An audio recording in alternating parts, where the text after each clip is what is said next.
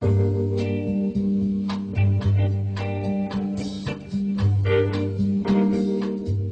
the term European solidarity has been bandied around this morning as if it were a given. Well, I want to call that into question. We cannot sign a blank cheque to bail out the countries of Eastern Europe. We don't have the money. Economically, the plan is quite unsound. But most important of all, it is politically unacceptable to the taxpayers in France and Britain and Germany that we should do so. And yet the British Chancellor of the Exchequer, Alistair Darling, seems now to be an advocate of this plan. I think he has lost his marbles. He says that this is the time for Europe to build on shared values of cooperation, as if we are one big happy family. Well, the Hungarian Prime Minister, Mr Gyurcsany, rather blows that idea of European solidarity apart. He demands that the European Union bails out countries such as his to the tune of €180 billion. And he says that if we do not do that, then he promises us that 5 million unemployed migrants will head west into our countries. That, ladies and gentlemen, is nothing other than blackmail, and it shows the folly of having allowed countries like Hungary into this political union, and it highlights even more deeply the folly of having open borders.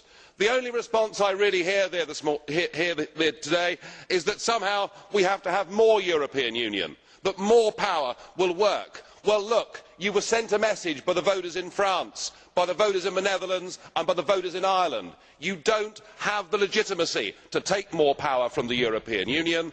This economic crisis, I believe, will be what voters will vote on in the European elections this year, and I hope this time they send you people a message that is so big and so loud that for once you simply won't be able to ignore it. Thank you. Nigel Farage, we might not always be happy in our European family, but you belong to the family as well. So, of course, we all know that the community budget, at less than 1% of GDP, can only make a limited contribution to an European Union-wide stimulus. The money has to come essentially from national budgets. It's curious that whatever the crisis, the answer in this House always seems to be greater European integration. Most people beset by the economic squalls that we've had in the past 6 months respond by seeing it as scary, possibly painful. But here in this House, of course, we see it as an opportunity for more regulation, more unification, more harmonisation at EU level, as this report shows. Of course, the problem with this is that the people making that decision will be shielded from the consequences of it.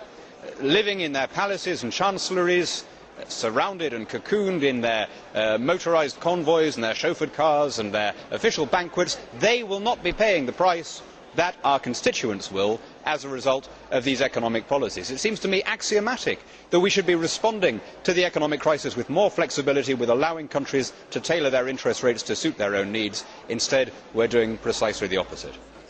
Mr President, and so the European Union carries on acquiring one by one the attributes and trappings of nationality: a legal system, common external borders, and now a common policy on who is allowed to cross those borders and settle within its territory. One by one, it has taken on all of the characteristics that international law recognises as definitive of statehood.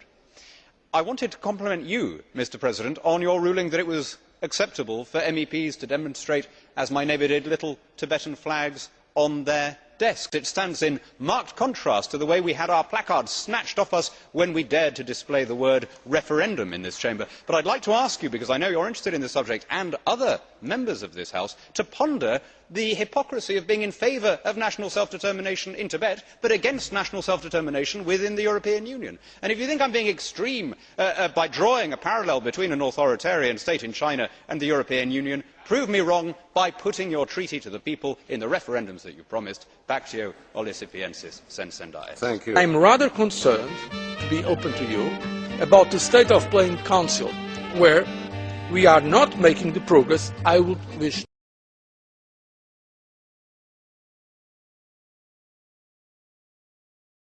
To find out more about who we are and what we stand for, go to the UK Independence Party website at www.ukip.org.